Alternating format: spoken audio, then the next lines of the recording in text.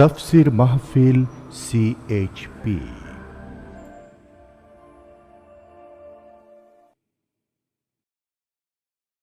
বিসমিল্লাহির রহমানির রহিম। তাফসীরুল কোরআন মাহফিল ২০০৪ মোমেনশাহী ঈদগাহ ময়দানে অনুষ্ঠিত এই মাহফিলে প্রধান অতিথির বক্তব্য রাখেন বিশ্ববরেণ্য মুফাসসিরে কোরআন আল্লামা দেলাওয়ার হোসাইন সাঈদী। শুধু তাফসীর মাহফিল CHP চ্যানেলে আল্লামা সাঈদীর মূল্যবান বক্তব্য এখন দেখতে পাবেন।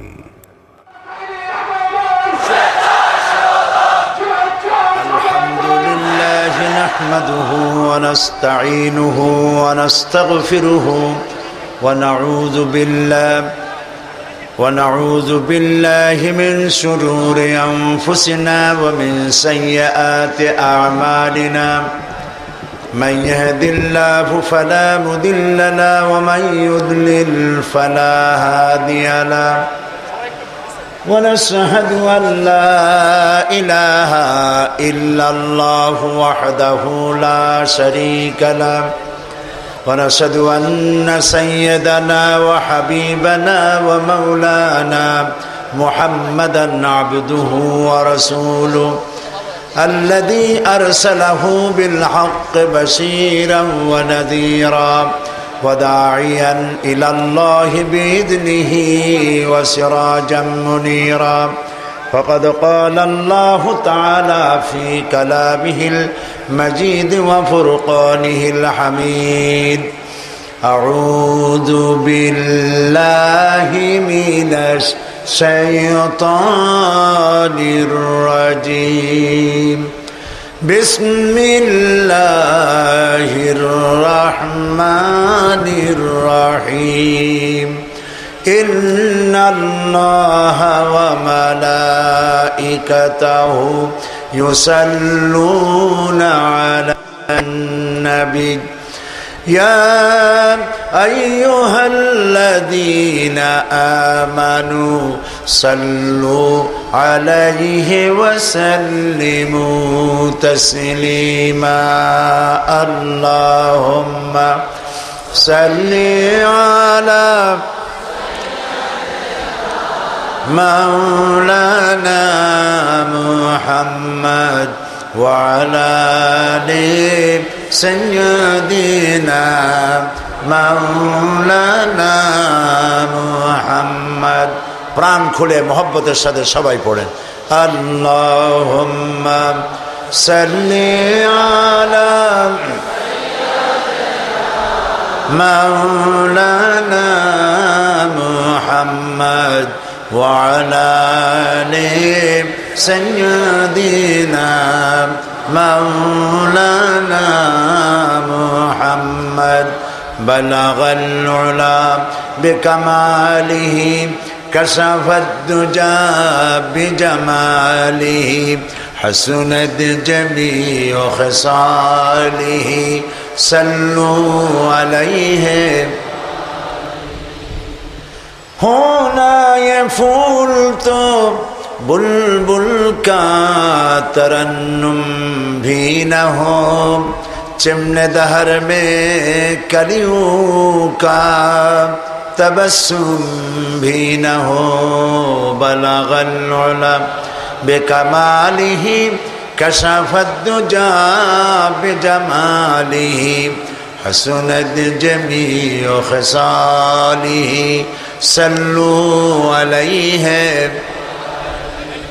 नसीम जानिबे बतहा गुजर कुन ज़हवालम मुहम्मद रा खबर कुन बलागल उला बिकमालिही कशफत दुजा बिजमालिही हसनत जमीउ खसालिही सल्लू अलैहि जनाब सभापति आजकेर मयमनसिंह ঈদগাহ ময়দানে আয়োজিত মোমেনশাহী ইসলামী সমাজ কল্যাণ পরিষদ কর্তৃক আয়োজিত বিশাল তাফসীরুল কোরআন মাহফিলের সম্মানিত সভাপতি হযরতুল আল্লাম মাওলানা আবুল কাসেম মোহাম্মদ সিফাতুল্লাহ, হাজারাত ওলামায়ে কেরাম, প্রিয় মোমেন শাহীবাসী, পার্শ্ববর্তী এলাকা থেকে আগত ভাইয়েরা, পর্দার আড়ালের মা এবং বোনেরা, সুপ্রিয় সাংবাদিক বৃন্দ, আসসালামু আলাইকুম ওয়া রাহমাতুল্লাহি তাআলা ওয়া বারাকাতুহু। আমরা আল্লাহ রব্বুল ইজ্জত ওয়াল জালাল তার দরবারে লাখো কোটি শুকর আদায় করি যে মহান আল্লাহ তাবারক ওয়া তাআলা এই বিশাল মাহফিলে, কোরআনের মাহফিলে আমাদেরকে শরীক হওয়ার তৌফিক এনায়েত করেছেন। সেই মনিবের দরবারে আমরা বিনীতভাবে নতশিরে শুকর আদায় করছি। আমরা পড়ছি আলহামদুলিল্লাহ। আপনারা মাহফিলে আসতে পেরে বেজার না খুশি? অল্প না বেশি? আলহামদুলিল্লাহ, কিন্তু সেইভাবে বেশি খুশির প্রকাশ হিসাবে ভালো করে বলতে পারেননি। মোহব্বতের সাথে জোরে সোরে সবাই পড়ি আলহামদুলিল্লাহ। রব্বানা লাকাল হামদ হামদান কাসীরান তাইয়্যিবান মুবারাকান ফীহি ইয়া রাব্বি লাকাল হামদু কামা ইয়ানবাগি লিজালালি ওয়াজহিকা ওয়া আযীমি সুলতানিকা। আমরা আল্লাহ তাআলার প্রশংসা করলাম তার নিজের শেখানো ভাষা দিয়ে, আর প্রশংসা করলাম নবী করিম সাল্লাল্লাহু আলাইহি সাল্লামের শেখানো ভাষা দিয়ে। কারণ তিনি যদি আমাদেরকে এখানে উপস্থিত হতে না দিতেন আমরা কেউ আসতে পারতাম না। তিনি দয়া করেছেন। এবং আপনারা গরমের মধ্যে বসেছেন, গরম লাগছে, অনুভূত হচ্ছে, যদিও বাতাস আছে তারপরেও গরম লাগছে। বেশি মানুষ, আল্লাহর কাছে দোয়া করি আল্লাহ তাআলা এই গরমকে স্যাক্রিফাইস করেছে লোকেরা। এখানে যারা এসেছেন মাহফিল কর্তৃপক্ষ কাউকে রিক্সা ভাড়া, গাড়ি ভাড়া কাউকে দেয় নেই, ঠিক কিনা এটা? এবং মাহফিল থেকে ফিরে যাওয়ার সময় রাতের বেলায় গরুর গোশত দিয়ে ভাত খাইতে দেবে এমন কোনো আশা ভরসাও নাই। গরুর গোশত তো ভালো, একটা চকলেটও দেবে না মাহফিল কর্তৃপক্ষ, এটা ঠিক কিনা? তো পয়সা খরচ করে এসেছেন, পকেটে বসেছেন গরমের মধ্যে। আল্লাহর কাছে দোয়া করি আল্লাহ তাআলা তোমার বান্দারা তোমার কোরআন শোনার জন্য যতটুকুন স্যাক্রিফাইস করলো, কোরবানি করলো, গরম কষ্ট করলো, এই কষ্টের বিনিময় কিয়ামতের প্রচণ্ড গরমের হাত থেকে তুমি আমাদেরকে আশ্রয় দিও, তোমার আরশের নিচে আমাদেরকে জাগা করে দিও। প্রিয় ভাই সব, আপনারা সবাই এসেছেন কোরআন শুনতে। কি শুনতে এসেছেন বলুন? আর আমিও এসেছি কোরআন শোনাতে। তবে আমি তো কোরআন শোনাতে পারবো না, সেই ইলম তো আমার নাই। সুবহানাকা লা ইলমা লানা ইল্লা মা আল্লামতানা। আল্লাহ যদি কিছু বলার তৌফিক দেন তাহলে বলতে পারবো। লোকেরা মুফাসসিরে কোরআন আমাকে বলে, কিন্তু আমি তো নিজে জানি আমি কি, আমি কোরআনের তাফসিরের নগণ্য ছাত্র মাত্র। আল্লাহর সাহায্য কামনা করি। আলাইহি তাওয়াক্কালতু ওয়া ইলাইহি উনীব। তিনি যদি দয়া করে কিছু বলার তৌফিক দেন তবে আমি বলতে পারবো ইনশাআল্লাহ। আল্লাহ যেন তেমন কিছু কথা বলার তৌফিক দেন যা আমাদের জন্য, আমার নিজের জন্য, শ্রোতা ভাই বোনদের জন্য তা যেন কল্যাণকর হয়। আমরা বলি আমিন। প্রিয় ভাই সব, শুনতে এসেছি কোরআন, এটা কার? একটু লক্ষ্য করুন তো। কোরআন হচ্ছে একটি মুজিজার নাম। এটি নবী করিম সাল্লাল্লাহু আলাইহি সাল্লামের জীবনে ৩ সহস্রাধিক মুজিজা সংগঠিত হয়েছিল। তার মধ্যে শ্রেষ্ঠ মুজিজা হচ্ছে কোরআন। এই কোরআনের অনেক মুজিজা আপনারা শুনেছেন। আমি আজকে মুজিজা আপনাদেরকে দেখাতে চাই। শুনবেন না দেখবেন? মানুষে বলে যে দেখতে পারলে শোনে কেডা, তো আমি মুজিজা আপনাদেরকে দেখাই।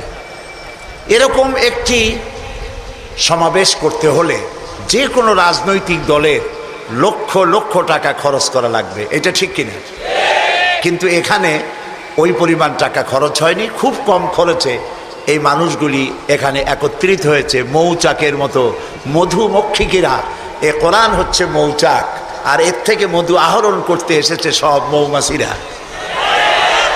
তারপরে সমাবেশ হলে, রাজনৈতিক সমাবেশ, চতুর্দিকে পুলিশ আর বিডিআর দাঁড়াইয়া বসাইতে এত চেষ্টা করে, তাও বসতে চায় না। যদিও বসে, চিনাবাদাম চাবায়, সিগারেট টানে, এদিক ওদিক তাকায়। কিন্তু লক্ষ্য করুন তো, কোনো পুলিশ বলতেছে বসেন বসেন, কোনো বিডিআর কাউকে পিটাইতেছে, কেউ চিনাবাদাম চাবাইতেছে। শুধুমাত্র কোরআনটা শুনতে আসছে। কোরআনটা শুনতে আসলে যদি এই শৃঙ্খলা, এই শান্তি, এই নিরাপত্তা যদি চোখের সামনে দেখা যায়, তাহলে এই কোরআনের আইন যদি দেশে চালু হয়, তাহলে দেশটা জান্নাতের মতো হয়ে যাবে। এটাই কোরআনের চিরন্তন মুজিজা। সুবহানাল্লাহ বলি আমরা। প্রিয় ভাই সব, আমি ছোট্ট একটি ভূমিকা দেব, তারপরে আলোচনায় চলে যাব। আমি আপনাদেরকে দীর্ঘক্ষণ কষ্ট দেব না ইনশাআল্লাহ। কোরআন আল্লাহর বাণী, এর মধ্যে যা আছে সব কথাগুলি কার? একটি কথাও মানুষের তৈরি করা নয়।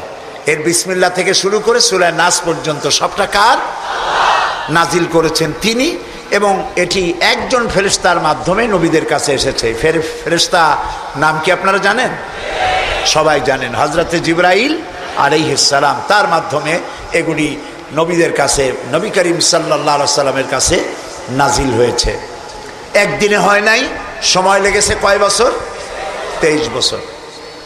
তখন তো প্রেস ছিল না, টেলেক্স নাই, ফ্যাক্স নাই, কম্পিউটার নাই, রেডিও নাই, টেলিভিশন নাই। নবী করিম সাল্লাল্লাহু আলাইহি সাল্লাম মুখস্থ করেছেন, টেপ রেকর্ডার ছিল না, নিজে মুখস্থ করেছেন। আর শক্ত হাড্ডি, চামড়া, কাঠ এবং সেই সময় যে সব কাগজ পাওয়া গেছে মোটা, ওর উপরে লিপিবদ্ধ করতে বলা হয়েছে। রসুলের ভয় ছিল যেই কোরআনের একটি আয়াত, একটি জের জবর যেন ছুটে না যায়, সেজন্য নিজে মুখস্থ করার জন্য খুব তাড়াহুড়ো করতেন, জিহ্বা নাড়াচাড়া করতেন। আল্লাহ দেখলেন রসুলের খুব কষ্ট হচ্ছে। আল্লাহ রাব্বুল আলামিন কোরআনে কারীম মুখস্থ করতে রসুলের কষ্ট হচ্ছে, এটি দেখে বললেন, লা তুহাররিক বিহি লিসানাকা লিতাজালা বিহি। ও নবী, কোরআনে কারীম মুখস্থ করার জন্য আপনার জিহ্বা এত নাড়াচাড়া করার কোনো প্রয়োজন নাই। আমার জিবরাইল যখন আপনার প্রতি কোরআন অবতীর্ণ করবে, আপনি তখন তার সাথে একবার মাত্র উচ্চারণ করবেন। আপনার সিনার ভিতরে গোটা কোরআন শরীফ মুখস্থ করায় দেওয়ার মালিক আমি আল্লাহ। আমি আপনার মুখস্থ করায় দেব। আপনি তো লিখতে পড়তে জানেন না, নামও সই করতে পারেন না। আমি আপনাকে মুখস্থ করার তৌফিক দেব। আপনি তেলাওয়াত করতে পারবেন, সে তৌফিক দেব। আর তেলাওয়াত করে মানুষকে বুঝাইতে পারবেন, সে তৌফিকও আপনাকে আমি দান করব। নবী করিম সাল্লাল্লাহু আলাইহি সাল্লাম কোরআন মুখস্থ করতেছেন। আর ইসলাম প্রচারের সব থেকে বড় হাতিয়ার হচ্ছে এই কোরআন। এই কোরআন তিনি তেলাওয়াত করতেছেন। কোরআনের তেলাওয়াত শুনে লোকেরা পাগল হয়ে যাচ্ছে। সুবহানাল্লাহ বলেন। কোরআন কি সুন্দর! আপনি যদি তাড়াতাড়ি পড়েন, মনে হবে যেন আপনি প্রবন্ধ পড়ছেন। আর যদি থেমে থেমে পড়েন, মনে হবে যেন কবিতা পড়তেছেন। এত সুন্দর মিল এর গতিময় ছন্দ, এর সাবলীল প্রাঞ্জল ভাষ্য এবং এর গতিশীলতা, এর বাচনভঙ্গি, এর শব্দ বিন্যাস, কিয়ামত পর্যন্ত সকল সাহিত্যকে নিচে ফেলে দিয়ে কোরআনের এই সাহিত্যিক মান কিয়ামত পর্যন্ত সর্বোচ্চ থাকবে, এর কাছেও কেউ ভিড়তে পারবে না। এই জন্য নবী করিম সাল্লাল্লাহু আলাইহি সাল্লাম বলেছেন, লা তুহসা আজাইবুহু ওয়ালা তুবলা গারাইবুহু। এই কোরআন কোনোদিন পুরাতন হবে না, এই কোরআন কোনোদিন জীর্ণ হবে না, এর আশ্চর্যকারিতা এবং বিস্ময়কারিতার কোনো শেষ হবে না। ফিহে মাসাবিহুল হুদা, এটি হচ্ছে কোরআন হচ্ছে হেদায়েতের মশাল, ও মানারিল হিকমা, এবং এটা হচ্ছে বিজ্ঞানের সুউচ্চ মিনার। এই যে বিজ্ঞানের আবিষ্কার হচ্ছে, বিজ্ঞানের আবিষ্কার যত বাড়বে কোরআন বোঝা তত সহজ হবে। সুবহানাল্লাহ। নবীজি কোরআন তেলাওয়াত করছেন আর অমুসলিমরা ইসলাম কবুল করে চলছে। কাফেরেরা সচেতন হয়ে গেল, আমাদের লোকগুলি তো আর ধরে রাখতে পারবো না, সব তো মুহাম্মদ সাল্লাল্লাহু আলাইহি সাল্লামের পিছনে লাইন লাগাইছে। তখন তারা হযরত ওমরকে লাগিয়ে দিল যে এই লোকটাকে যেখানে পাওয়া যায় সেখানে মারো। হযরত ওমর রাদিয়াল্লাহু তাআলা আনহু তখন জাহিল, তিনি কাফের ছিলেন, মারার জন্য নেমে গেলেন। কোথায় পাওয়া যায় খুঁজতে খুঁজতে জানা গেল যে তিনি মসজিদে হারামে নামাজ পড়ছেন। পেছনে গিয়ে ওমর দাঁড়িয়েছেন, অপেক্ষা করছেন যে ঠিক আছে নামাজ পড়তেছে, নামাজ পড়াটা শেষ হোক, তারপরে আচ্ছা তরে দেখব। নবী করিম সাল্লাল্লাহু আলাইহি ওয়াসাল্লাম নামাজের মধ্যে তেলাওয়াত করতেছেন জোরে জোরে। এখন আপনারা বুঝুন, এ কোরআন শরীফ হচ্ছে আল্লাহ, তেলাওয়াত করছেন যার উপরে নাজিল হয়েছে তিনি। এখন শুনতে কত মজা হচ্ছে। হযরত ওমর তিনি বলছেন যে আমি মনে মনে ভাবলাম যে মুহাম্মদ সাল্লাল্লাহু আলাইহি ওয়াসাল্লামকে এইসব কথা জেনে শিখায়। উনি তো কোনো স্কুল কলেজে যায় নাই, মাদ্রাসায় যায়নি, কই পান এত সুন্দর সুন্দর কথা, নিশ্চয়ই জেনে শিখাচ্ছে। হযরত ওমর বলেন আমি যখন মনে করছি নবীজিকে মুহাম্মদ সাল্লাল্লাহু আলাইহি ওয়াসাল্লামকে জেনে কথাগুলি শিখিয়েছে, অমনি তিনি নামাজের ভিতরে তেলাওয়াত করলেন ইন্নাহু লাকাউলু রাসূলিন কারীম। এটি একটি মহান বার্তাবাহকের বর্ণনা। হযরত ওমর চিন্তা করলেন সর্বনাশ, আমি মনে মনে চিন্তা করছি জেনের কথা, আর উনি জবাবে বললেন না জেনের কথা না, এটা সম্মানিত বার্তাবাহক তিনি বর্ণনা করেছেন। হযরত ওমর বলেন আমি মনে মনে ভাবলাম জেন যদি না শিখিয়ে থাকে তাহলে তলে তলে কোন ফাঁকে যেন মুহাম্মদ সাল্লাল্লাহু আলাইহি ওয়াসাল্লাম কবি হয়ে গেছেন, কারণ এত সুন্দর মিলিয়ে মিলিয়ে কথা তো আর শুনি নাই কখনো। হযরত ওমর বলেন আমি যখন ভাবলাম তিনি কবি হয়ে গেছেন, অমনি তিনি নামাজের ভিতরে আমার এ কথার প্রতিবাদ করলেন। তিনি পড়লেন ওয়ামা হুয়া বিকাউলি শাইরিন কালিলাম মা তুমিনুন। না না না, এটা কোনো কবির কথা নয়, তোমরা খুব কমই বিশ্বাস স্থাপন করো। হযরত ওমর বলছেন কি সাংঘাতিক কথা। চিন্তা করলাম জেনের কথা কয় না, জেনের কথা না, চিন্তা করলাম কবির কথা মনে মনে, আর উনি প্রকাশ্যে জবাব দিচ্ছেন যে কবির কথা না। তাহলে তো শুধু কবি, উনি কবি হন নাই, উনি গণকও হয়েছে, তা না হলে আমার মনের কথা বোঝে কেমনে?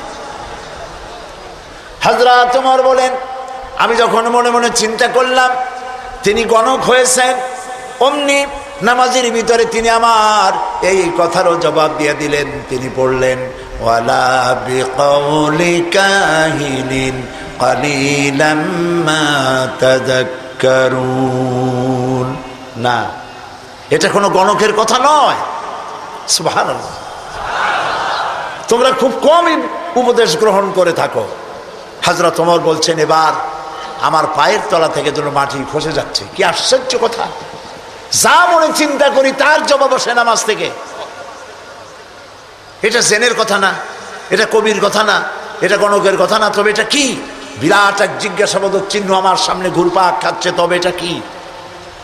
হযরত ওমর বলেন আমি যখনই চিন্তা করলাম তবে এটা কি, অমনি রাসূল নামাজের ভিতরে আমার সে কথার জবাব দিয়ে দিলেন। তিনি পড়লেন তানজিলুম মির রাব্বিল আলামিন।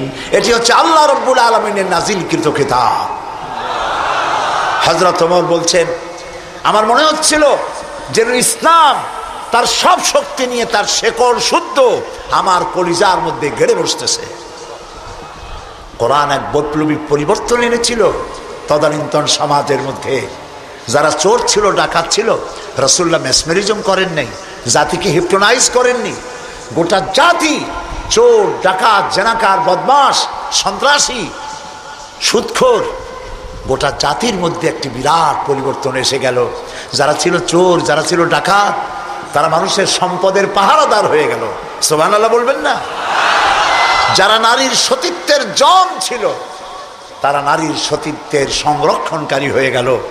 যারা যারা সুদভিত্তিক অর্থনীতি দিয়ে গোটা সমাজের সম্পদকে কক্ষিগত করেছিল, তারা কোরআনের সংস্পর্শে এসে সারা জীবনের সঞ্চিত সব সম্পদ অবারিত উন্মুক্ত হস্তে গরিব জনসাধারণের জন্য দুহাতে বিলায় দিতে লাগলো। এই যে বিরাট পরিবর্তন আসলো, সেই পরিবর্তন আনার পেছনে কাজ করেছে যে কিতাবখানা, সেই কিতাবের নাম কোরআন। বলেন জোরে, কোরআন। এই কোরআন শরীফকে আল্লাহ তাআলা হেফাজত করার দায়িত্ব নিয়েছেন। বেদ বলেন, বাইবেল বলেন, সমস্ত ধর্মীয় পুস্তকগুলি উল্টাপাল্টা হয়ে গিয়েছে, কোনোটার অরিজিনালিটি নাই। আপনি চ্যালেঞ্জ করতে পারেন বুক ফুলাইয়া, বর্তমান বিশ্বে খ্রিস্টানদের কাছে যে বাইবেল আছে, লুক, যোহন, মার্ক, মথি, scripture, new testament, old testament বলতে যা কিছু বুঝায়, ওদের কাছে আল্লাহর কিতাব বলে তারা যে দাবি করে, চ্যালেঞ্জ হয়েছে বর্তমান যুগে খ্রিস্টানদের কাছে যে বাইবেল আছে এর মধ্যে একটি ওয়ার্ডও আল্লাহর নয়, সব তাদের বানানো।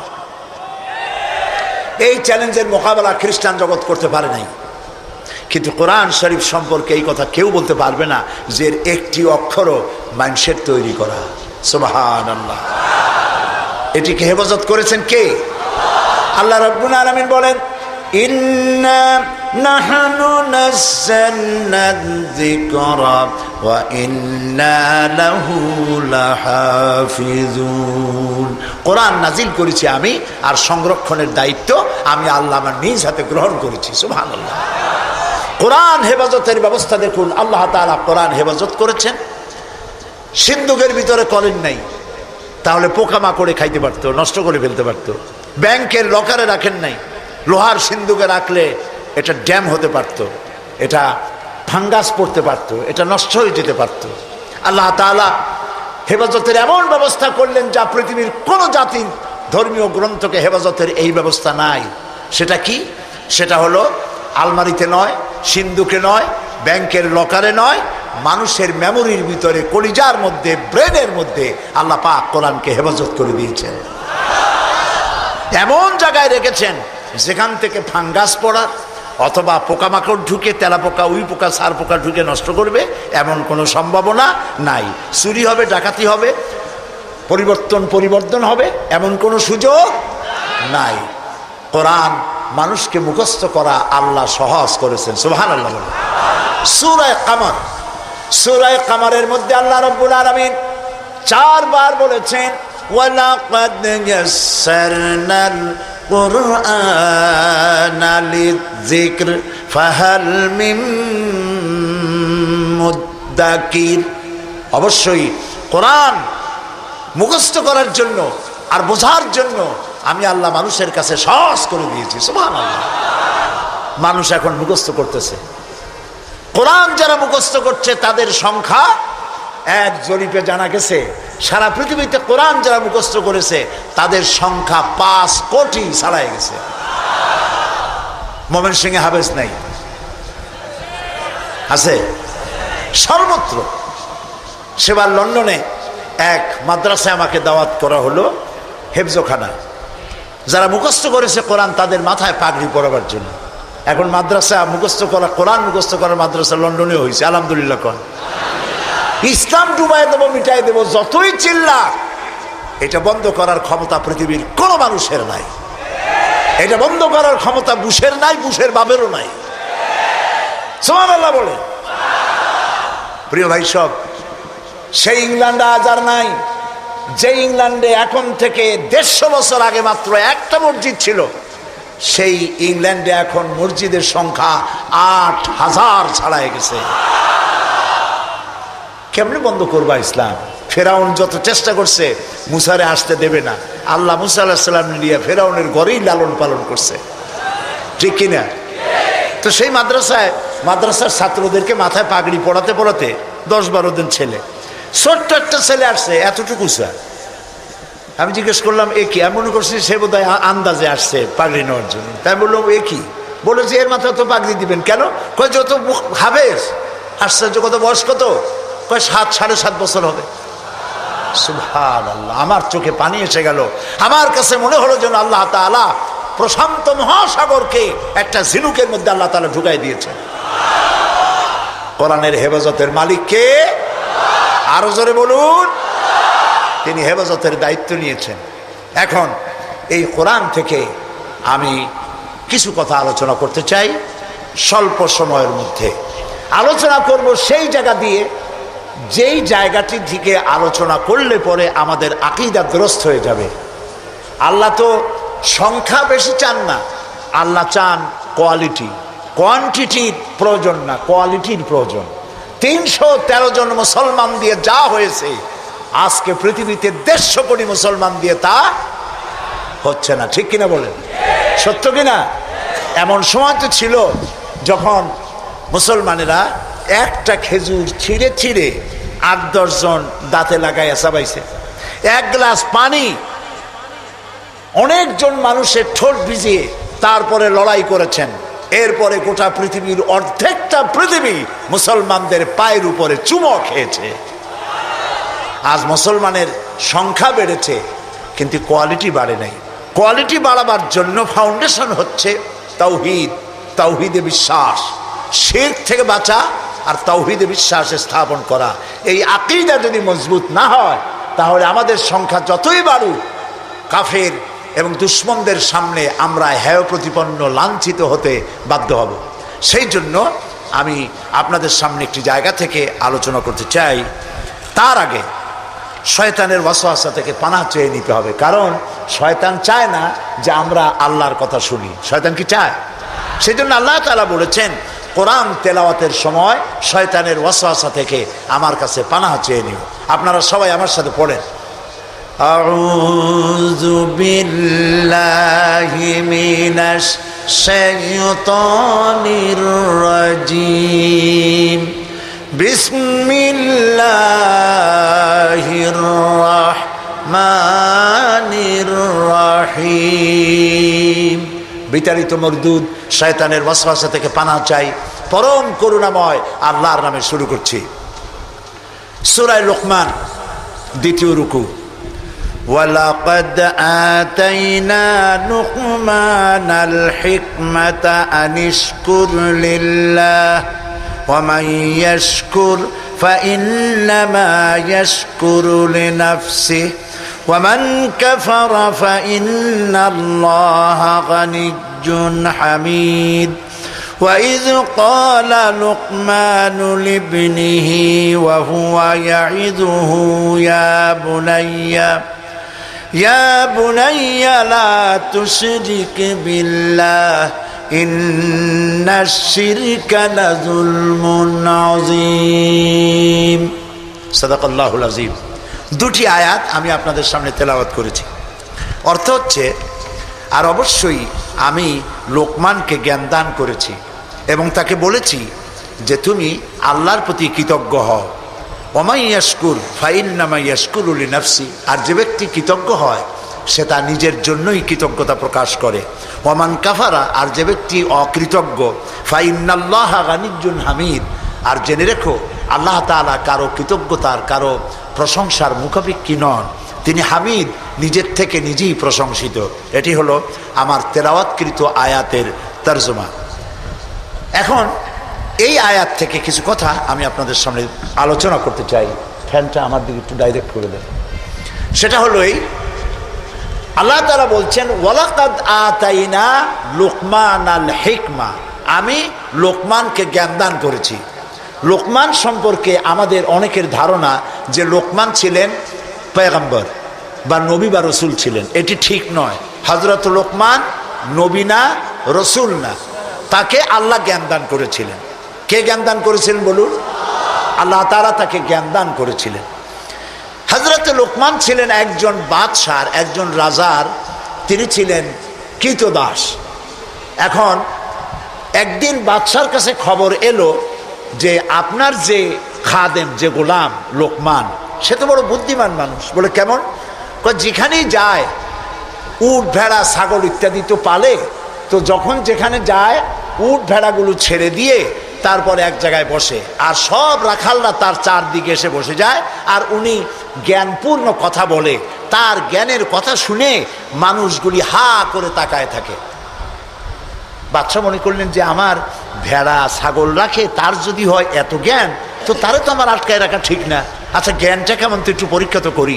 একদিন লোকমানকে তিনি ডাকলেন, ডেকে বললেন, লোকমান তুমি এক কাজ করো, আমার যে ছাগলগুলি তুমি পালতেছো একটি ছাগলকে জবাহ করে ওর ভিতর থেকে ছাগলের শরীরের সব থেকে উৎকৃষ্ট অংশটা আমার জন্য নিয়ে আসো। হযরতে লোকমান একটা ছাগল জবাহ করলেন এবং ছাগলের কলিজা এনে পিরিচে করে ওনার সামনে হাজির করে দিলেন। কয়েকদিন যাওয়ার পর বাদশাহ আবার বললেন, আজকে আরেকটা ছাগল জবাহ করো এবং তার শরীরের নিকৃষ্ট অংশটা আমার সামনে নিয়ে আসো। লোকমান আরেকটা ছাগল জবাহ করলো এবং ওই ছাগলের কলিজাটা পিরিচে করে এনে হাজির করে দিল।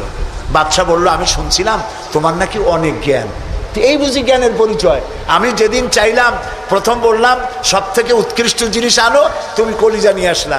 সব থেকে নিকৃষ্ট জিনিস চাইলাম, তখনও তুমি নিয়ে আসলা কলিজা। তোমার জ্ঞানের পরিচয় তো পাইলাম না। লোকমান বললেন, হযরতে লোকমান হাকিম বললেন, জাহাপানা, আপনি আমার মধ্যে জ্ঞানের পরিচয় কি পেয়েছেন পান নাই সেটা বড় কথা না। বড় কথা হলো এই, শুধু মানুষ না, প্রত্যেক প্রাণীর মধ্যেই আল্লাহ তাআলা একটা জিনিস দিয়েছেন। সেই জিনিসটা যদি ভালো হয় তাহলে প্রাণীটা ভালো। অর্থাৎ মানুষের মধ্যে, প্রাণীর মধ্যে ভালো যদি কোনো জিনিস থাকে তার নাম দিল, তার নাম কলিজা। আর খারাপ যদি কোনো জিনিস থাকে তার নাম দিল, তার নাম কলিজা। এখন লক্ষ্য করুন, লোকমান যে কথা বললেন 1000 বছর আগে, নবী করিম সাল্লাল্লাহু আলাইহি সাল্লাম 1000 বছর পরে পৃথিবীতে এসে সেই একই কথাই বললেন। একই কথাই বললেন। রাসূল কি বললেন? আল্লাহর নবী বললেন, ইন্না ফিল জাসাদে মুদগাতান, মানুষের শরীরের মধ্যে এক টুকরা গোশত আছে। গোশত টুকরা ভালো, গোটা শরীর ভালো। গোশত টুকরা খারাপ, গোটা শরীর খারাপ। আলা ওয়াহিয়াল কালব, সেটা হলো হৃৎপিণ্ড, সেটা হলো কলিজা। তাহলে লোকমান যে জ্ঞান পাইছিলেন, যে জ্ঞানের দ্বারা তিনি এই কথা বললেন, সেই জ্ঞানটা কার ছিল? বলেন কার? আর রাসূল যে জ্ঞান পেয়েছিলেন সেই জ্ঞানটা কার? কাজী আল্লাহর পক্ষ থেকে যে জ্ঞান আসে সেই জ্ঞানের কথা একরকম হয়, কিন্তু বুদ্ধিজীবী, দার্শনিক, তাদের কথা এক হয় না। বিজ্ঞানীদের কথাও এক হয় না। বিজ্ঞানের তো একটা থিওরি এরকম আছে যে বিজ্ঞানের কোনো থিওরি ফাইনাল নয়। বুদ্ধিজীবীদের কথাই ধরুন, কার্ল মার্কস বলেছেন মানুষ পেট সর্বস্ব জীব। আলফ্রেড বলেছেন মানুষ সেক্স সর্বস্ব জীব। আবার ডারউইন এসে বললেন, এগুলি তোমরা যা বলো একটাও ঠিক না, মানুষ মোটে মানুষই না। বলে মানুষ কি? মানুষ হলো বান্দর। তো চিন্তাবিদ, বুদ্ধিজীবী, দার্শনিক, তাদের কথায় মিল নাই, নবীদের কথায় মিল আছে না নাই? বলেন, জোরে বলেন, আছে না নাই? আপনি কি এইরকম একজন দুইজন নবীর খবর জানেন? এক নবী বলেছে আল্লাহ এক, আর একজন বলেছেন বেশি হইতে পারে, নাউজুবিল্লাহ। শুনেছেন এরকম? একজন বলেছে মৃত্যুর পরে আরেকটা জীবন আছে, কবর আছে, হাসর আছে, বিচার আছে, সিরাত আছে, মিজান আছে, বেহেশত আছে, দোজখ আছে। আর এক নবী বলছেন নাও থাকতে পারে। এরকম হয়েছে? হয় নাই। আদম আলাইহিস সালাম থেকে মুহাম্মদ সাল্লাল্লাহু আলাইহি সাল্লাম পর্যন্ত সমস্ত নবীদের কথা কয় রকম? স্লোগান কয়টা? সব নবীদের স্লোগান একটি, আর তাদের সবার কথা এক। কারণ তাদের কাছে যে কথা এসেছে একটি অফিস থেকে এসেছে। অফিসটা কার? চিল্লায় বলুন। সমস্ত নবীদের স্লোগান এক ছিল। আদম আলাইহিস সালাম থেকে শুরু করে বিশ্ব নবী মুহাম্মদ রাসূলুল্লাহ সাল্লাল্লাহু আলাইহি ওয়াসাল্লাম পর্যন্ত সব নবীদের স্লোগান ছিল লা ইলাহা ইল্লাল্লাহ, লা ইলাহা, লা ইলাহা ইল্লাল্লাহু মুহাম্মাদুর রাসূলুল্লাহ। সুতরাং দেখা গেল আল্লাহ রাব্বুল আলামিনের থেকে জ্ঞান যারা পায় তাদের কথার মধ্যে কোনো বৈপরীত্য হয় না। হযরতে লোকমান বললেন, এই যে কলিজার কথা, দিল, কালব, হার্ট, এটা ভালো, সব শরীর ভালো। এটা খারাপ, সব খারাপ। মন যদি ভালো হয় হাত ভালো কাজ করবে। বলেন ঠিক কিনা?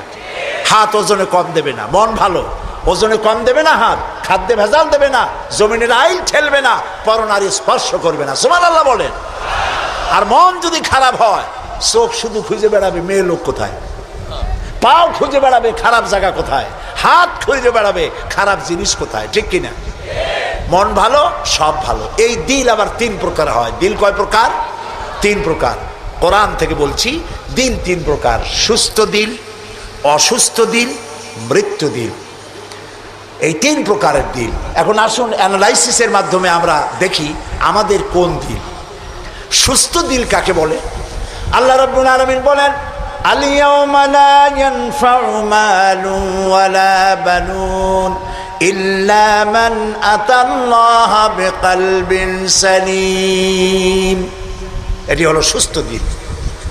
সেই কিয়ামতের দিনে মাল, ধন, সন্তান, সন্ততি কোনো কাজে আসবে না, শুধু উপকারে আসবে প্রশান্ত আত্মা নিয়ে কেউ যদি, প্রশান্ত কাল্ব নিয়ে কেউ যদি আল্লাহর দরবারে উপস্থিত হয়, সেই দিলটা কাজে লাগবে। এইটা হলো সুস্থ দিল।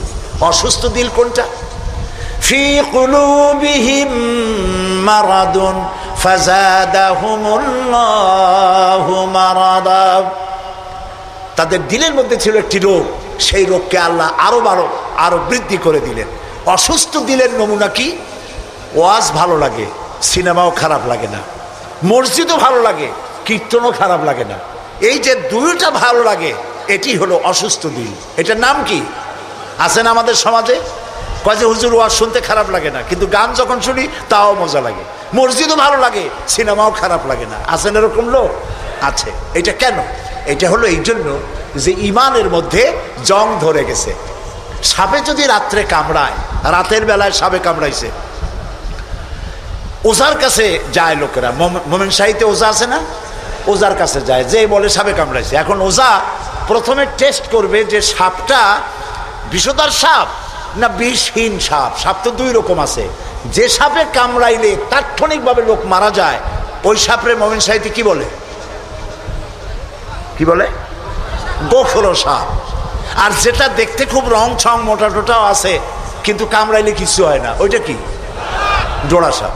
এখন জোড়া সাপ না গোখরো সাপ কামড়াইলো কোনটায় দেখে তো নাই। এটা বোঝার জন্য ওঝা করে কি, সাপে দংশিত ব্যক্তির জিহ্বার উপরে লবণ এবং ঝালওয়ালা মরিচ এগুলো দিয়ে দেয় জিহ্বার মধ্যে। যদি সে বলে পানি পানি লাগে, যত মরিচ দেয় তত কয় পানি পানি লাগে, তাহলে বুঝতে হবে বিষধর সাপে দংশন করেছে। আর যদি সে বলে যে ঝাল লাগতেছে, লবণ লাগতেছে, তাহলে বুঝতে হবে যে লোড়া সাপে কি করছে? দংশন করেছে। এটি হলো সাপ যদি বিষধর হয়, তো বিষধর সাপের বিষে সর্বপ্রথম যে কাজটা করে সেটা হলো জিহ্বার স্বাদকে নষ্ট করে দেয়। মানুষের ইমানের জন্য সব থেকে বিষাক্ত সাপ হলো শয়তান। এ যখন মানুষকে ওয়াসওয়াসা দেয়, আর শয়তানের ওয়াসওয়াসা যখন মানুষ পড়ে যায়, তখন তার ইমানের স্বাদ নষ্ট হয়ে যায়। তখন সিনেমাও ভালো লাগে, মসজিদও ভালো লাগে, ওয়াজও ভালো লাগে, গানও ভালো লাগে। এটি হলো অসুস্থ দিল। এবার মৃত্যু দিল কি?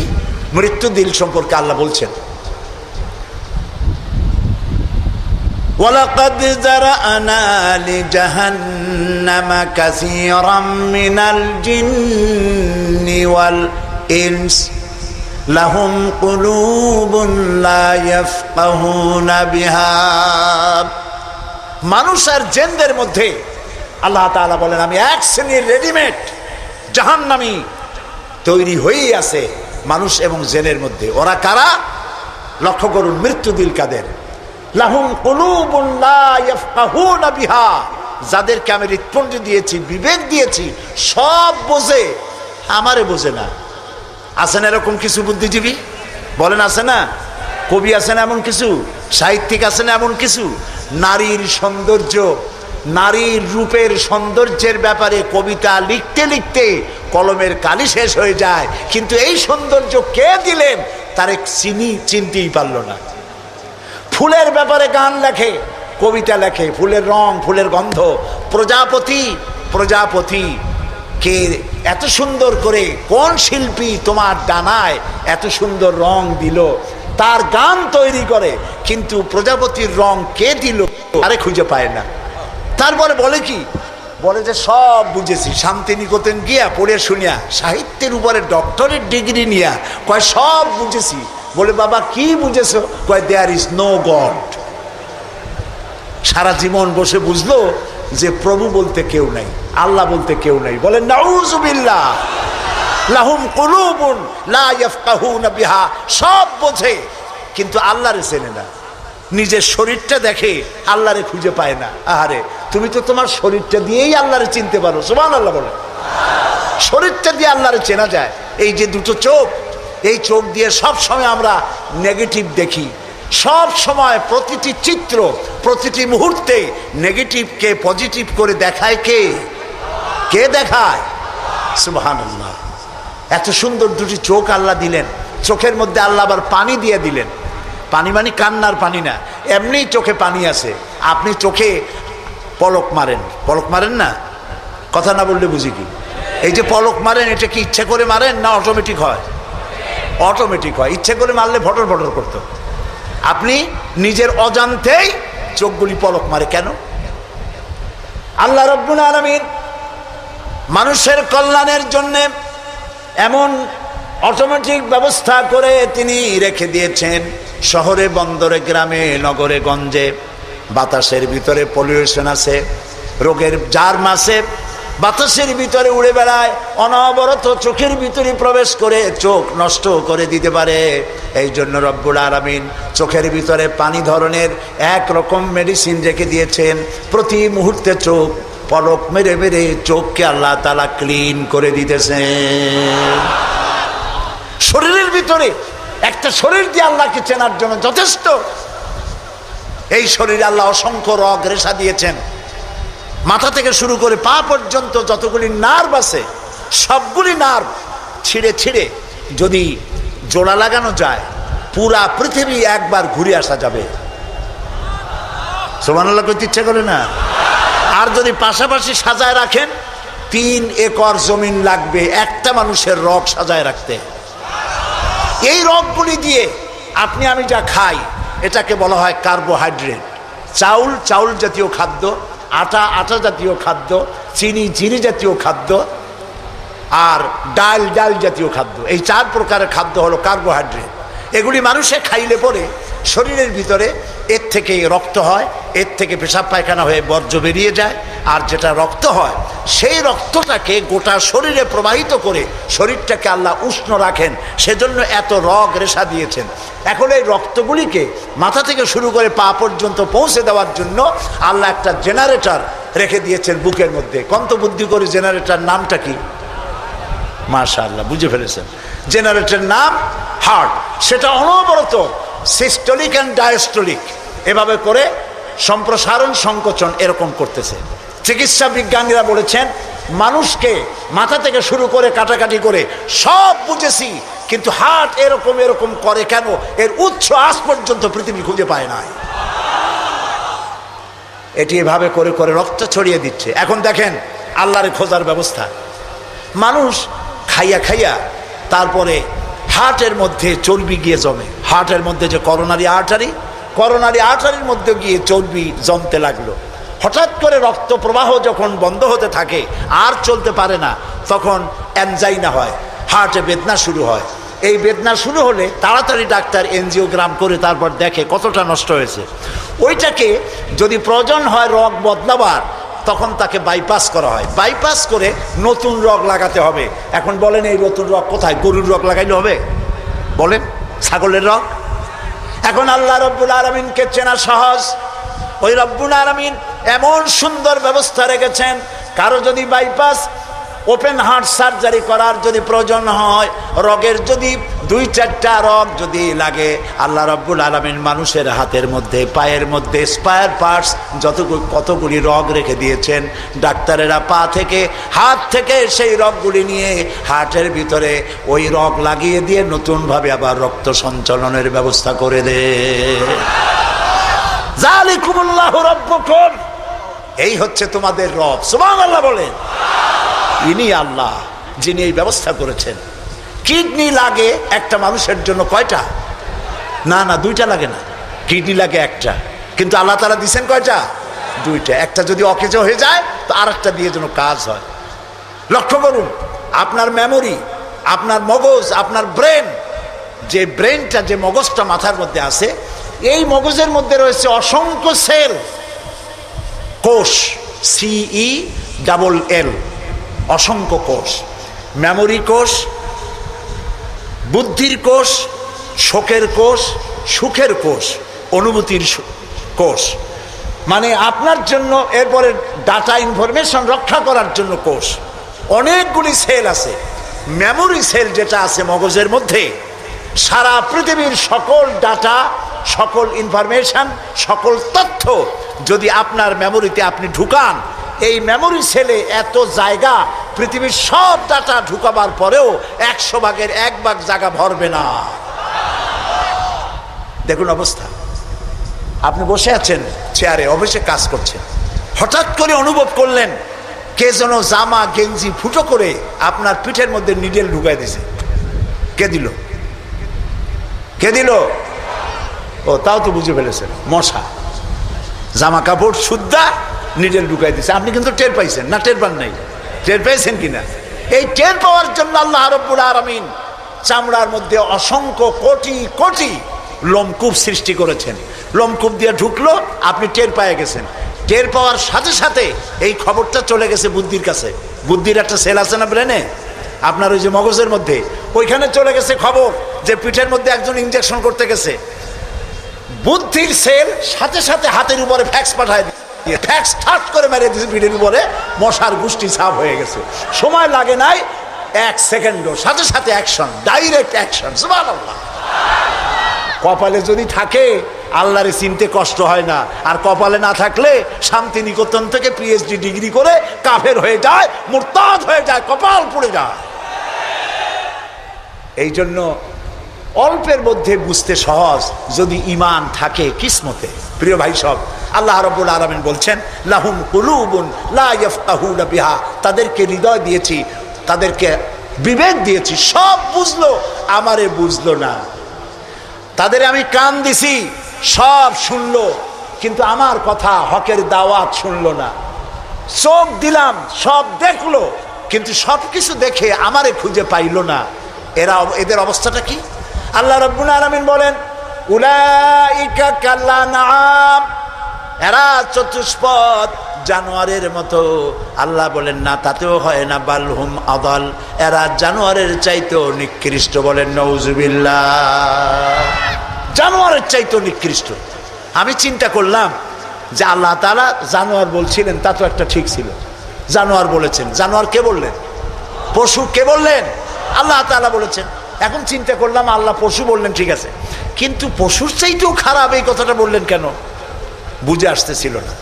আল্লাহ তাআলা বলেন, কোরআন যদি কেউ বুঝতে চায় তো বুঝার জন্য আমি তার দিল খুলে দেবো। সুবহানাল্লাহ।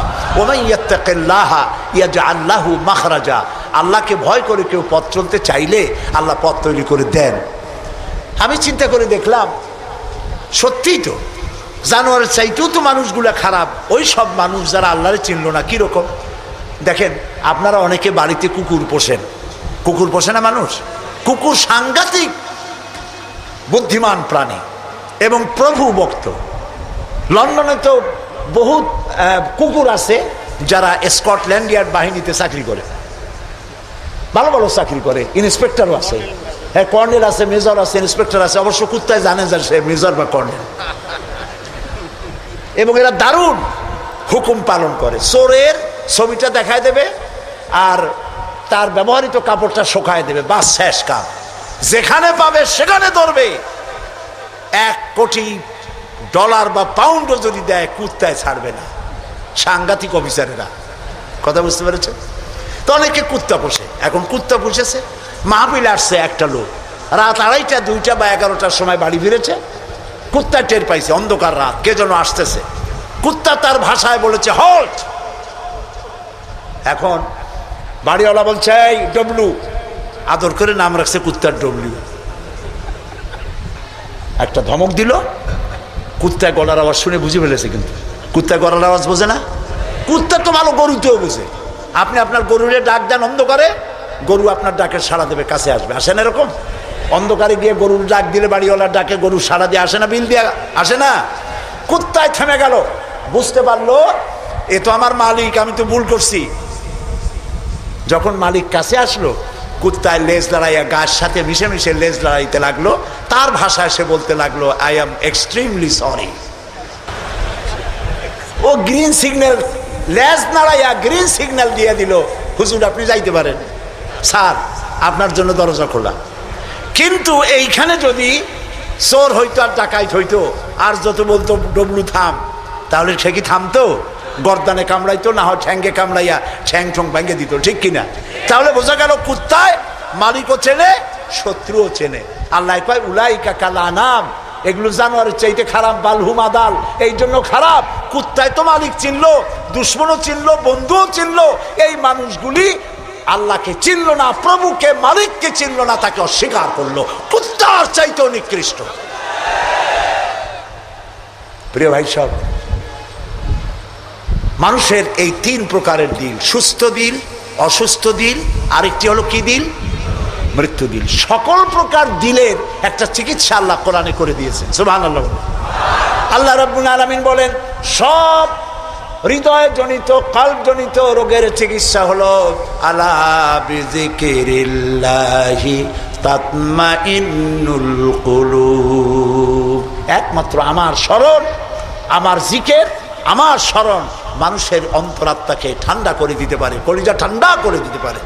আমার স্মরণে, আমার জিকিরে, আমার পথ অনুসরণে। প্রিয় ভাই সব, হযরত লোকমান তিনি বলছেন, আল্লাহ তাআলা বলছেন, আমি তাকে কি দিয়েছিলাম? জ্ঞান দান করেছিলাম। সেই জ্ঞানের ভিত্তিতে জ্ঞান দিয়েছিলাম এই জন্য যেন তিনি আমার শুকর আদায় করে। হযরত লোকমান আল্লাহর দেওয়া জ্ঞান দিয়ে শুকর আদায় করলেন এইভাবে যে তিনি আল্লাহর গুণগান, আল্লাহর তাওহীদের প্রচার শুরু করে দিলেন। সুবহানাল্লাহ। আল্লাহ তাআলা বলছেন, ওমা ইয়াশকুর, যে ব্যক্তি কৃতজ্ঞতা স্বীকার করে তা তার নিজের জন্য, আর যে করে না সে তার নিজের ক্ষতিই করে। এই যে আমরা মাগরিবের নামাজ পড়লাম, এই নামাজ পড়ছি কার জন্য? বলেন সবাই। উপকার হবে কার?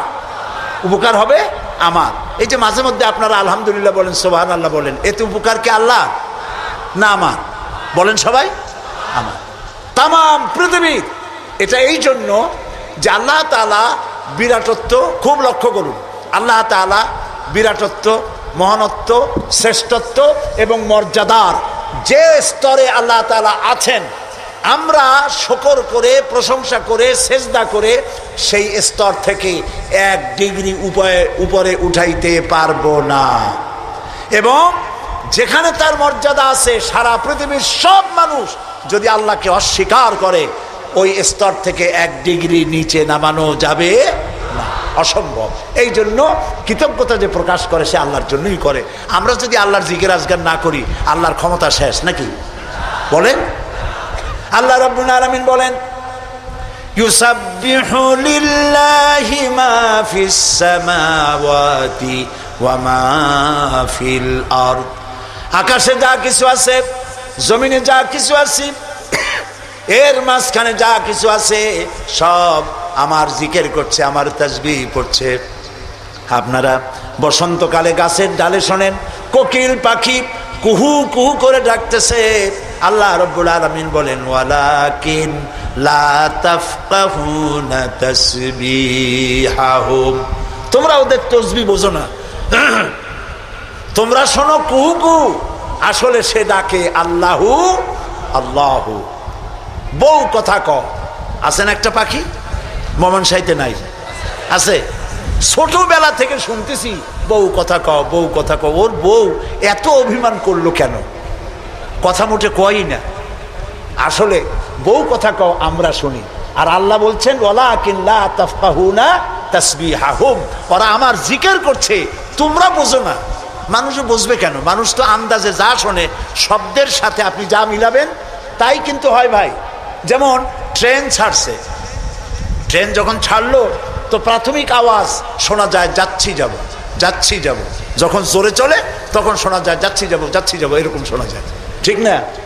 শব্দের সাথে এরকম যা মিলাবেন তাই হবে। এক ব্রিটিশ নাগরিক নাকি আসছিল বাংলাদেশে, আসে দেখে জমিনে চাষ করতেছে এক লোক দুপুরবেলা।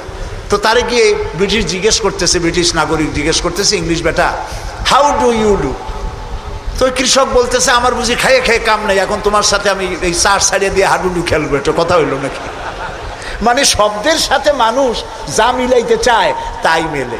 আল্লাহ তাআলা বলছেন, তোমরা যা শুনতে পাও, পাখিগুলি তার কলকাক করতে, বাতাস তার শনশন রবে, নদীগুলি তার কুলু কুলু নাদে, পাতাগুলি তার মর্মর শব্দে, যত আওয়াজ শুনতে পাও এগুলি সব নিছক আওয়াজ নয়, সবগুলির ভিতর থেকে আমার জিকির, আমার তাসবিহ হতেছে আল্লাহু আল্লাহু আল্লাহু আল্লাহু। হযরতে লোকমান বলেন, আল্লাহ তাআলা শোনাচ্ছেন লোকমানের কথা, وَإِذْ قَالَ لُقْمَانُ لِابْنِهِ وَهُوَ يَعِظُهُ يَا بُنَيَّ لَا تُشْرِكْ بِاللَّهِ। স্মরণ করো সেই সময়ের কথা যখন লোকমান তার ছেলেকে ডেকে বলছেন, ইয়া বুনাইয়া, হে আমার কলিজার টুকরা সন্তান। আপনারা কি শুনতেছেন? আমার সাথে থাকুন, তাহলে বুঝতে সুবিধা হবে। হযরতে লোকমান বলছেন, ইয়া বুনাইয়া, ও আমার কলিজার টুকরা সন্তান। ওলামারা জানেন যে এখানে হওয়া উচিত ছিল ইয়া এবনি, ইয়া এবনি, ও আমার ছেলে, কিন্তু আল্লাহ তাআলা শোনাচ্ছেন লোকমান ডেকে বলেছি ইয়া বুনাইয়া, আমার ছেলে। ওইভাবে না বলে তিনি বললেন কি, ইয়া বুনাইয়া। বুনাইয়া মানে কি? বুনাইয়া শব্দ এটা হলো তাসগীর করা হয়েছে। এটা বলা হলো, হে আমার কলিজার টুকরা, নয়নের পুতুলি, বাবা ধন, সোনামণি। সুবহানাল্লাহ বলে। দাওয়াতের এটি হলো টেকনিক।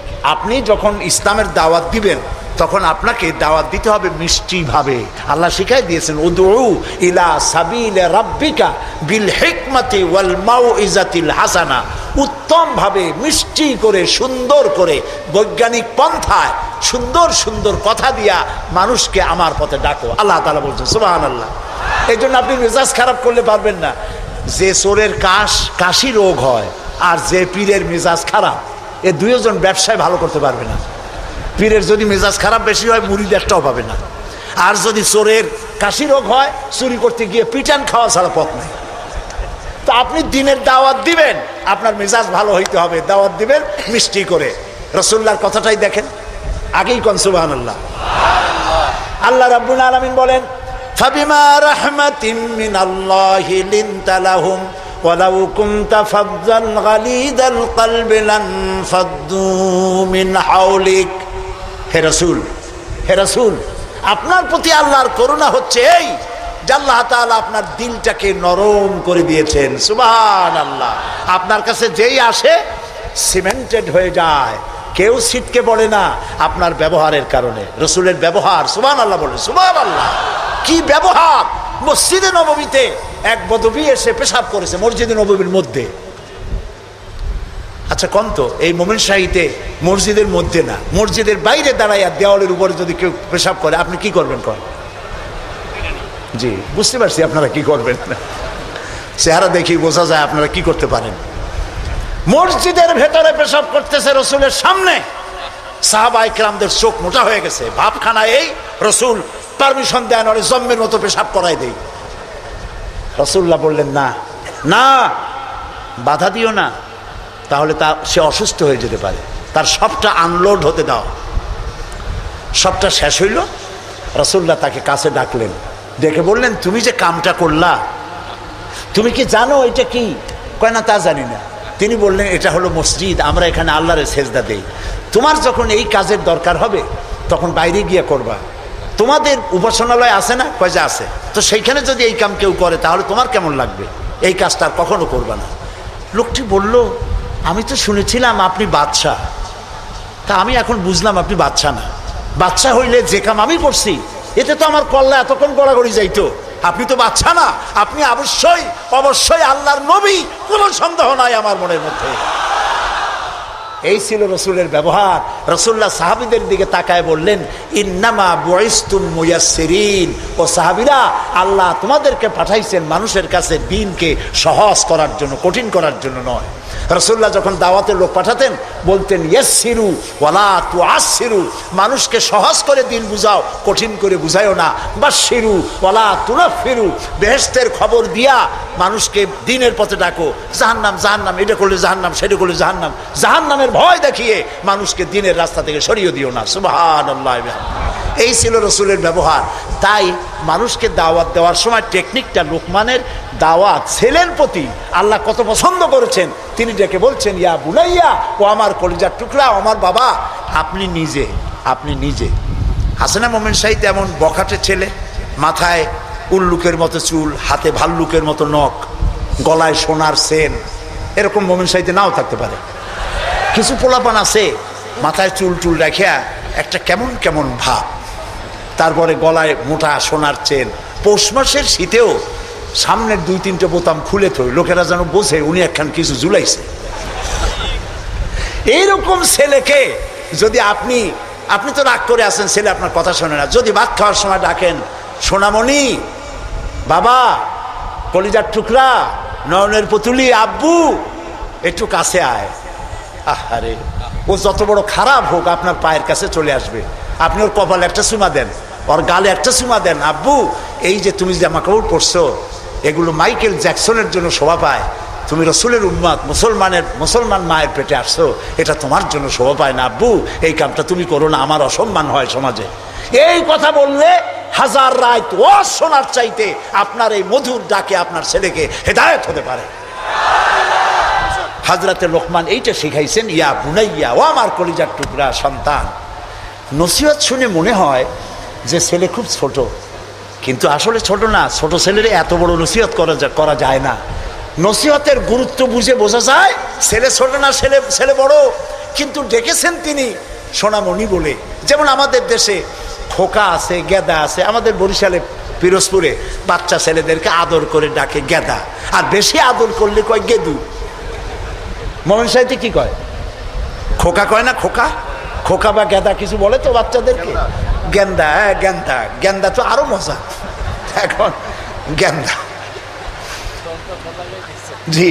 তো খোকারে ডাক দিল, এই খোকা, গেন্দু, আরে মেহমান আসছে, একটু চাটা নিয়ে আয়।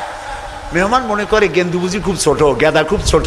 গেদা যখন চা নিয়ে আসলো, দেখা গেল গেদা শুধু ছোটই না, শুধু নিজে গেদা না, কয়েক গেদার বাপও। হযরতে লোকমান ছেলেকে আবেগ ভরা মন দিয়ে ডাকতেছেন, ইয়া বুনাইয়া, ও আমার কলিজার টুকরা সন্তান, শোনো, লা তুশরিক বিল্লাহ, আল্লাহর সাথে কাউকে শরীক স্থাপন করো না। জোরে বলেন সুবহানাল্লাহ। প্রথম দাওয়াত। আমার উচিত ছিল আমার সন্তানকে এই কথা শেখানো যায়, আল্লাহর সাথে শরীক করবা না। ইন্না শিরকা লা যুলমুন আযীম, শিরক হচ্ছে মস্ত বড় জুলম। কে বলেছেন? জুলুম কারে বলে? ওলামারা বুঝবেন।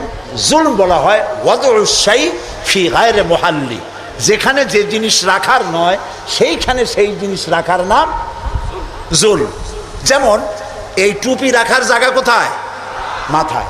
যদি হাঁটুর উপরে থুই তাহলে টুপির উপরে কি করা হলো? জুলুম করা হলো। নৌকা রাখার জায়গা কোথায় বলেন? সেইটা যদি রাস্তার উপরে টানায় থই তাহলে নৌকার উপরে কি করা হয়? জুলুম করা হয়। যে জিনিস যেখানে রাখার ওটা সেখানে রাখতে হবে, উল্টা করলে কি হবে? জুলুম হবে। হযরতে লোকমান বলছেন, ইন্না শিরকা লা যুলমুন আযীম, শিরক হচ্ছে মস্ত বড় জুলম।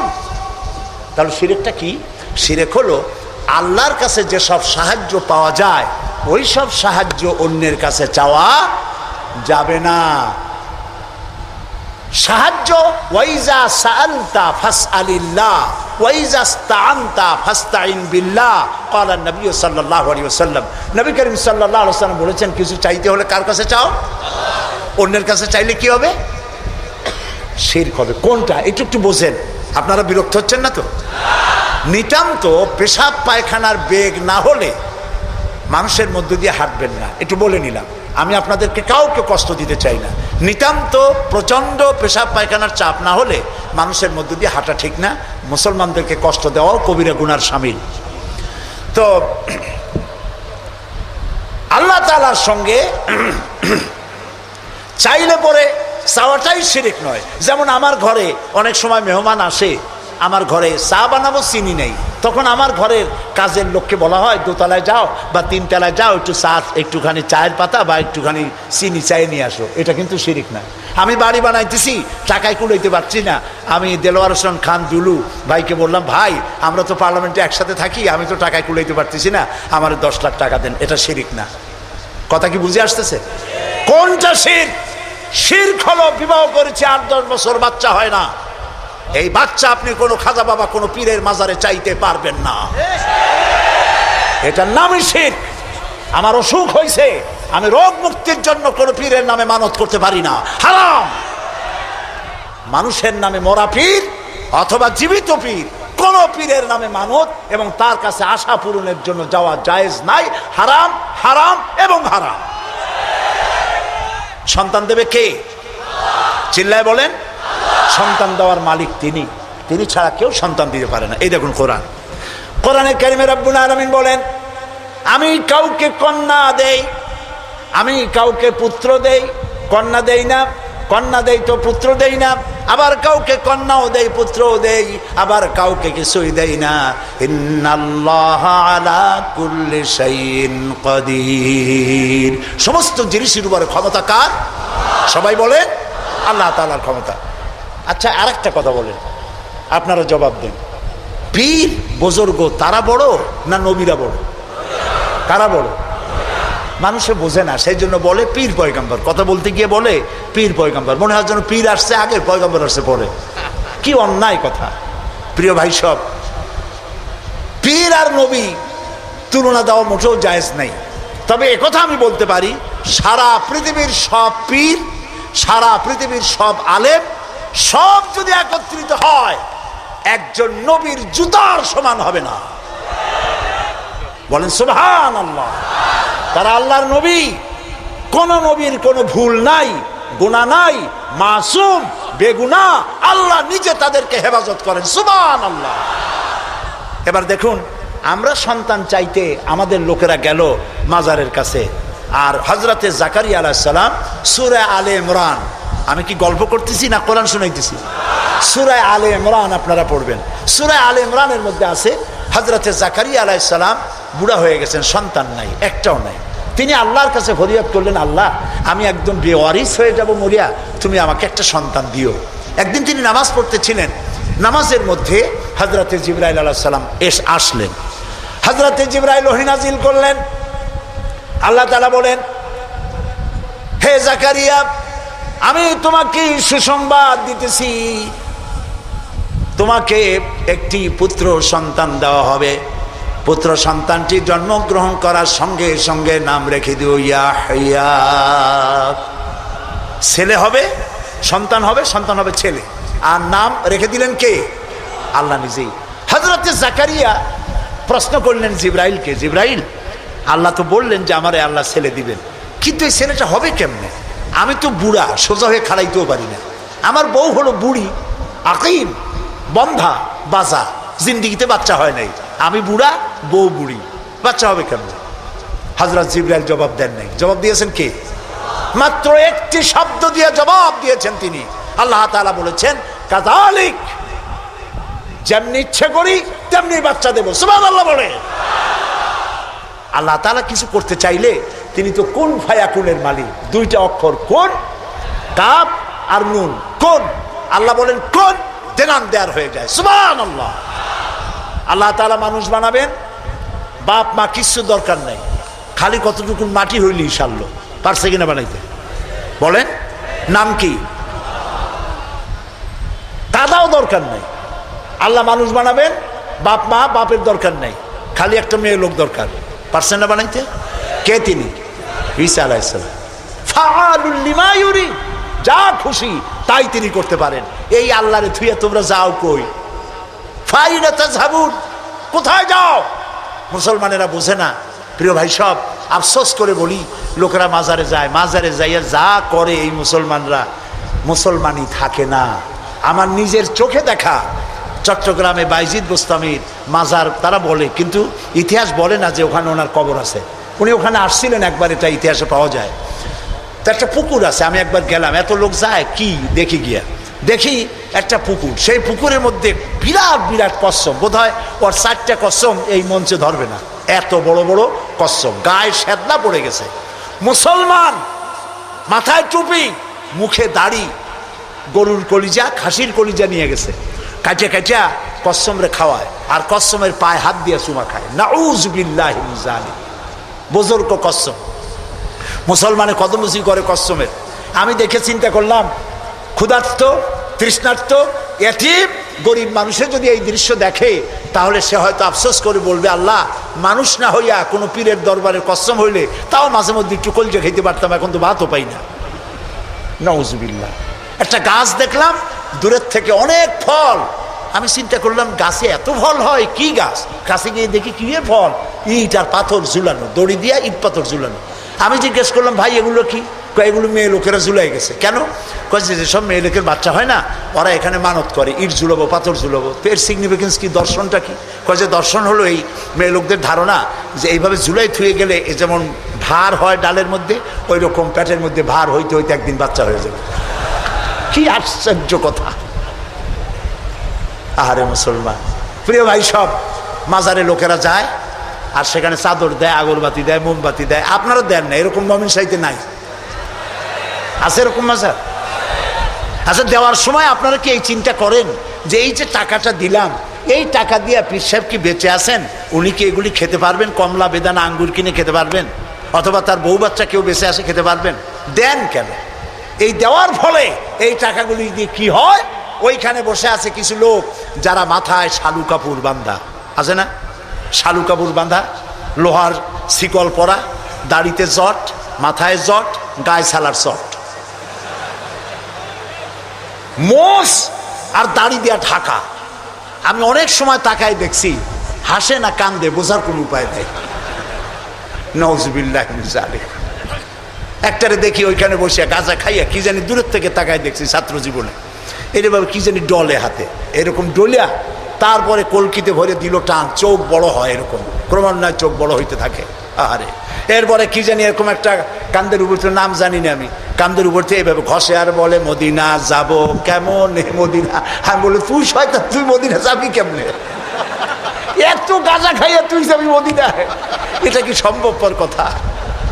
প্রিয় ভাই, সব কবরে যদি আগরবাতি, মোমবাতি আর চাদর দেওয়া জায়েজ হতো, জান্নাতুল বাকিতে 10,000 সাহাবীদের মাজার আছে। সুবহানাল্লাহ। হযরতে ওসমান রাদিয়াল্লাহু তাআলা আনহু শুয়ে আছেন জান্নাতুল বাকিতে। হযরতে আয়েশা আমাদের মা রাদিয়াল্লাহু তাআলা আনহা শুয়ে আছেন জান্নাতুল বাকিতে, উন্মুক্ত আকাশের নিচে। আহারে হযরতে আব্দুল্লাহ ইবনে মাসউদ রাদিয়াল্লাহু তাআলা আনহু, হযরতে আব্দুল্লাহ ইবনে মাসউদ দেখতে খুব খাটো খোটো ছিলেন, পা ছিল একেবারে ছোট। একদিন হাদিসে এসছে, একদিন তিনি খেজুর গাছে উঠতেছিলেন, নিচে সাহাবীরা দাঁড়ানো, এরপরে তার পাও দেখে ওনারা হাসতেছিলেন, এত ছোট পা, হাসতেছিলেন। রাসূলুল্লাহ বললেন, সাহাবীরা আব্দুল্লাহর পা দেখে হাসতেছো? কিয়ামতের দিন আব্দুল্লাহর পা যদি এক পাল্লায় রাখা হয় আর ওহদ পাহাড়টা যদি আর এক পাল্লায় রাখা হয়, ওহদ পাহাড় তার পায়ের সমান হবে না। এই হযরতে আব্দুল্লাহ ইবনে মাসউদ রাদিয়াল্লাহু তাআলা আনহু শুয়ে আছেন জান্নাতুল বাকিতে, চাদর নাই, আগরবাতি নাই, মোমবাতি নাই, কিচ্ছু নাই। রাসূলুল্লাহ বলেছেন, জান্নাতুল বাকিতে, বাকি থেকে কিয়ামতের দিন 70,000 আহলে বাকি চাঁদের মতো চেহারা নিয়ে বিনা হিসাবে আল্লাহর জান্নাতে চলে যাবে। ওইখানে চাদর নাই। আর আমরা আমাদের দেশের পীর সাহেবদের মাজারে চাদর দিয়ে, আগরবাতি দিয়ে, মোমবাতি দিয়ে সর্বনাশ করছি। প্রিয় ভাই, সব এটি শিরক, এটা জীবনেও আমরা আর করব না। রাজি আছেন? রাজি আছেন? কারা কারা রাজি? 2 হাত উঁচু করে দেখা। আলহামদুলিল্লাহ বলি, হাত নামান, বলি আলহামদুলিল্লাহ, জোরে বলেন আলহামদুলিল্লাহ। প্রিয় ভাই, সব কি বলবো, কত কথা বলবো। তনহামা দাগ দাগ শোধ, পম্বা কুজা কুজা নেহাম, সারা অঙ্গে ব্যথা, ঔষধ দেব কোথা, ইঞ্জেকশন দেওয়ার জায়গাও নাই, সব নষ্ট করে ফেলাইছি। কিছু পীর বাইর হয়েছে, কেউ বলে তিনি নাকি সুফি সম্রাট, শুনছেন না? না, সুফি সম্রাট বলেন, নাউজুবিল্লাহ। এমন সব আকীদা, এমন সব কথাবার্তা প্রচার করা হয় যাতে ঈমান নষ্ট হয়ে যায়। কি মারাত্মক কথা তিনি বলেছেন! তিনি বলেছেন তিনি নাকি স্বপ্নে দেখতেছেন রাসূলুল্লাহ বিবস্ত্র অবস্থায় ময়লার স্তূপে পড়ে আছেন, আর উনি হাত দিয়েছেন, আর অমনি কাপড় চোপড় পরা অবস্থায় তিনি বেঁচে উঠছেন। এর দ্বারা তিনি বলতে চান যে তিনি নাকি মুহাম্মদী ইসলামের পুনর্জীবন দানকারী। বলেন নাউজুবিল্লাহ। প্রথমে তো মুহাম্মদ সাল্লাল্লাহু আলাইহি ওয়াসাল্লামের ইসলাম না, ইসলাম কার? আর উনি পুনর্জন্ম দিতে কে? বিশ্ব আশিকে রাসূল সম্মেলনের নামে শিরক আর বিদআতকে ছড়ানো হচ্ছে। মুসলমানেরা, এইটা নাজাতের পথ না, নাজাতের পথ এইটা। নাজাতের পথ কোনটা? জোরে বলেন। নাজাতের পথ কোরআন, এর দ্বিতীয় কোনো রাস্তা নাই। সেই কথাই হযরত লোকমান বুঝাচ্ছেন। হযরতে লোকমান বলেন, লা তুশরিক বিল্লাহ ও আমার কলিজার টুকরা সন্তান, আল্লাহর সাথে কাউকে শরীক স্থাপন করো না। ইন্নাশ শিরকা লাযুলমুন আযীম, শিরক হচ্ছে মস্ত বড় জুলুম, এর কাছেও যেও না। প্রিয় ভাই সব, আমরা যদি না খেয়ে থাকি, কে আমাদের খাওয়ায়? আমাদের জাতির পিতার মুখ দিয়ে শুনুন, কে আমাদের জাতির পিতা? এই ব্যাপারে আপোষ করবেন? জীবন চলে যাবে মুসলমানের, এই ব্যাপারে কোনো আপোষ নাই। মিল্লাত আবিকুম ইব্রাহিম, আমাদের জাতির পিতা ইব্রাহিম আলাইহিস সালাম, তিনি কি বলছেন? আল্লাযী হুয়া ইউতঈমুনি ওয়া ইয়াসকিন, আমি যখন ক্ষুধার্ত হই আল্লাহ আমারে খাওয়ায়, আমি যখন তৃষ্ণার্ত হই আল্লাহ আমারে পান করায়। এটাই হচ্ছে তাওহীদ। ওয়াইদা মারিদতু ফাহুয়া ইয়াশফিন, আমি যখন অসুস্থ হই আল্লাহ আমারে রোগ মুক্ত করেন। সুবহানাল্লাহ। যা চাইবেন কার কাছে চাইবেন? প্রিয় ভাই সব, লোকেরা বোঝে না, না বুঝিয়ে সব করে। তাবিজের আর একটা শিরক আছে। অবশ্য মোমেন শাহীতে তাবিজের কারবার নাই, এখানেও আছে তাবিজ। আর তাবিজ কোরআন শরীফ দিয়ে তাবিজ লেখে, সেই তাবিজের আবার কায়দা আছে। ধান্দা লাগাবার জন্য বলে খালের পানি, বিলের পানি, পুকুরের পানি, টিউবওয়েলের পানি, সালার পানি, খালের পানি, 7 জায়গার পানি, জাফরানের কালি, এগুলো নিয়ে কাগজের উপরে দাগ দিয়ে তারপর কতগুলি নাম্বার লেখে, 752, 313, 1472, 1771। হাবিজ যাবি, আপনারা দেখেন খুলে, আমি যা বললাম উল্টো একটাও বলছি নাকি? এগুলো লিখা তারপরে লেখে ইয়া জিবরাইলো, ইয়া মিকাইলো, ইয়া ইসরাফিলো, ইয়া আরেকটা কিছু। আমি একজনের গলায় দেখলাম এত বড় তাবিজ, বললাম ভাই এত বড় তাবিজ, এর মধ্যে কি? কয় যে সর্বনাশ, এ বলাই যাবে না। বললাম কেন? কয় যে আমার ক্ষতি হবে। কিচ্ছু হবে না ভাই, খোলো তো একটু দেখি। তারপরে তাবিজটা খুললাম, মোমটম ছাড়াইয়া তাবিজ দেখলাম যে ওইভাবে দাগ দাগ দেওয়া, আর চতুর্দিকে লেখা ইয়া বধু হো, ইয়া বধু হো। তা আমি বললাম ভাই এই তাবিজ লেখছে কে? বললো মসজিদের ইমাম সাহেব। ডাকে ইমাম সাহেব আসলাম, বলল ভাই ইমাম সাহেব এই তাবিজ আপনি লিখছেন? কয় হ্যাঁ। তা আমি বললাম ভাই বধু হো কি? কয় হুজুর আমি নিজেও বুঝি না বধু হো কি।